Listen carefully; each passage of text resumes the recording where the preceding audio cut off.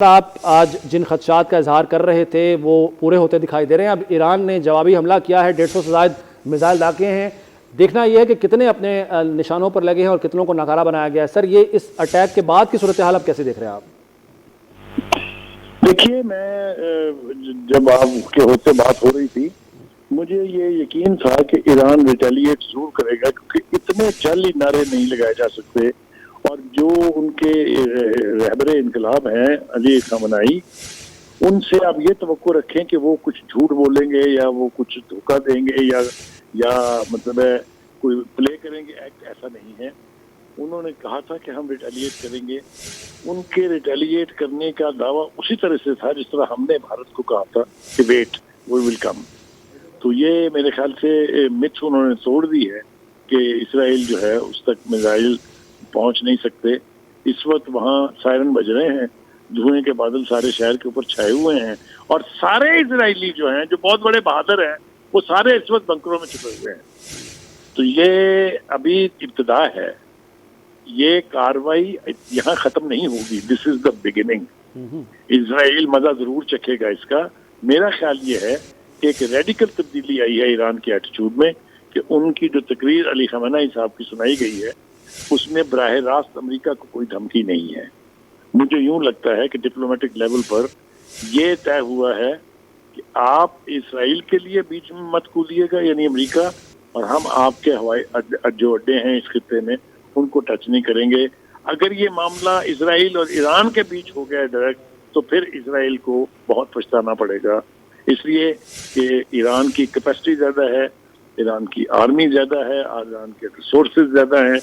اب دیکھنا یہ ہے کہ یہ یدھ جو ہے کیا شکل اختیار کرتا ہے اور کتنی دیر تک یہ جاری لگتا ہے. مجھے لگتا یہ ہے کہ ایران کے انٹرسٹ میں ہے یہ کہ یہ کانفلکٹ جو ہے یہ زیادہ دیر تک چلتا رہے, کیونکہ اسرائیل بہت زیادہ دیر تک اس کو سسٹین نہیں کر پائے گا. جی سر, ایران نے جو جس طرح سے تنبیہ کی ہے اس کی طرف آپ نے اشارہ کیا, لیکن آپ کو لگتا ہے کیا اس بات کا امکان ہے کہ امریکہ اس میں نہ کودے, خاص طور پر جس طریقے کا تعلق امریکہ اور اسرائیل کا ہے, جس طریقے سے ٹرمپ جو ہے وہ دھمکیاں دے چکے ہیں ایران کو؟ آپ کو لگتا ہے کہ امریکہ باز رہے گا اس تنازع کا حصہ بننے سے؟ مجھے لگتا ہے کہ ابھی میرے سامنے میری نظروں سے خبر گزری ہے کہ جو روس کے پوتن ہیں انہوں نے اسرائیل کے پرائم منسٹر نیتن یاہو کو فون کر کے کہا ہے کہ یہ جو اٹیک ہے ہم اس کی مذمت کرتے ہیں because it's a violation of international law. دوسری طرف چین کا بیان بھی بہت سخت اسٹرانگلی ورڈڈ اسٹیٹمنٹ ہے. اگر امریکہ کودے گا تو پھر ان دو بڑی قوتوں کے پاس بھی کوئی راستہ نہیں ہے سوائے اس کے کہ وہ اس کانفلکٹ کا حصہ بنے. اور اگر ایسا ہوگا تو پھر جو خدشہ ظاہر کیا جا رہا تھا کہ اگر یہ کانفلکٹ شروع ہو جاتا ہے تو یہ ورلڈ وار بنے گی یا اس پورے خطے کو اپنی لپیٹ میں لے لے گی, اس کے لیے پھر ہمیں تیاری کرنی چاہیے.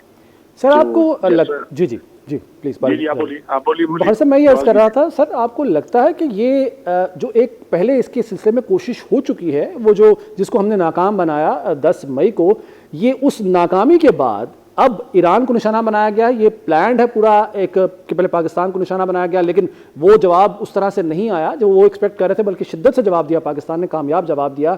وہاں سے ناکامی کے بعد اب رخ کیا گیا ایران کا, یا پھر اس کے پیچھے آپ کوئی اور پلان دیکھتے ہیں؟ دیکھیے, آپ نے بہت گمبھیر سوال پوچھا ہے. بالکل کوئی شبہ نہیں ہے اس میں کہ بھارت اور اسرائیل یہ ایک پیج پر ہیں. دونوں مشترکہ طور پر they are the butchers of the Muslims.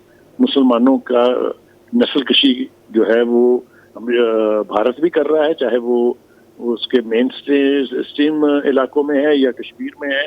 اسی طریقے سے جو نیتن یاہو ہے اس نے جو کچھ غزہ میں کیا ہے, بلکہ ہمارے کہنے سے تو کیا ہوگا, international criminal court of justice جو ہے اس سے نسل کشی کے اوپر گرفتاری کے آرڈر جاری کیے ہوئے ہیں نیتن یاہو کے. تو یہ دونوں ہینڈ ان ہینڈ ہیں مسلمانوں کے خلاف. اس لیے یہ بات آپ کی میں بہت لنک ہے کہ پہلے یہاں کوشش کی گئی ہمیں ٹیم کرنے کی, اب ایران کو پڑ گیا ہے اسرائیل. لیکن میں نے اس پروگرام میں بھی کہا تھا, میں پھر اپنی بات کو ریپیٹ کر رہا ہوں کہ پاکستان کے لیے یہ جنگ جو اسرائیل اور ایران کے بیچ شروع ہوئی ہے اس سے بہت سارے خطرات ہم کو بھی لاحق ہیں. اس لیے کہ یہ کہا جا رہا ہے کہ اگر ایران بالکل نیوٹرلائز ہو جاتا ہے تو اسرائیل کا اگلا شکار ہم ہوں گے. ہم ہوں گے یا نہیں ہوں گے وہ ایک الگ بات ہے, لیکن ہمارے نیوکلیر پروگرام سے بھی جو خدشات اسرائیل کو ہیں. میں نے پروگرام میں بھی حوالہ دیا تھا, میں پھر کہتا ہوں کہ اسرائیل کی لیڈرشپ, وہاں کی عوام یہ سمجھتی ہے کہ اسرائیل کا دشمن نمبر 1 پاکستان ہے. تو ہمیں محتاط رہنا ہے, ہمیں الرٹ رہنا ہے. ہم سے پنگا لیں گے تو سبق تو ضرور سیکھیں گے. اگر ہم سے 10 گنا بڑا دشمن, جو جس کی دیوار سے دیوار ہماری سانجھی ہے, اس کو ہم ناکوں چنے چبوا سکتے ہیں, تو ایک دشمن جو اتنی دور بیٹھا ہوگا اس کے ساتھ نبٹنے کا فن ہمیں آتا ہے, اور ہمارے پاس کیپیسٹی ہے. ابھی آج دن میں ہی ایک میں ڈاکومنٹری دیکھ رہا تھا جس میں جو ہمارا میزائل سسٹم ہے اس میں 7,500 کلومیٹر تک پہنچنے کی کیپیسٹی تو اسٹیبلشڈ ہے. اور یہی وجہ ہے کہ امریکہ نے بھی کسی ایک جگہ یہ کہا تھا کہ ہمیں پاکستان کے میزائلوں سے خطرہ ہے. تو ہم اتنی ایزی پرے نہیں ہیں, ہم سے اگر پنگا لیں گے تو ہم سکھا لیں گے. لیکن اس وقت یہ اچھی بات ہے, اس لیے کہ ایک ایلیمنٹ آف مایوسی جو ہے وہ تھوڑا سا جو ویل وشرز ہیں ایران کے, ان کے دلوں میں آ رہا تھا کہ اتنا وقت گزر گیا ہے, ایران کی طرف سے کوئی کارروائی نہیں ہوئی ہے, لیکن اب